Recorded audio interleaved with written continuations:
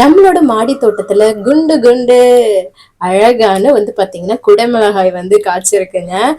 என்னோட மாமியார், அதாவது என் அம்மாச்சி பாத்தீங்கன்னா விதை போட்டு முளைக்க வச்சது எவ்வளவு அழகா இருக்கு பாருங்க. இந்த சைடு துளசி, மல்லிகைப்பூ செடி, அதுக்கப்புறம் இங்கிட்டலாம் வெண்டைக்காலாம் போட்டிருக்காங்க. இதெல்லாம் கீரை வகைகள். கீரை எல்லாமே ஃப்ரெஷ்ஷா இப்போ பறிச்சு சாப்பிட்றோம். அதுக்கப்புறம் இங்க பாருங்க, இதெல்லாமே வெண்டைக்காய் பாருங்க, அடுத்த மாசத்துல நல்லா விளைஞ்சிடும்.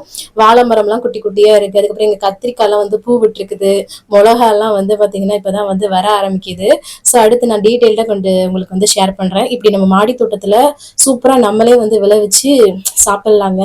ரொம்ப நல்லா இருக்கும், எந்த ஒரு மருந்தும் பயன்படுத்தாம. சரிங்களா? அதுக்கப்புறமா மதிய லஞ்சுக்கு நல்லா அந்த வெயிலுக்கு இதமா கேப்பக்கூழ் தாங்க.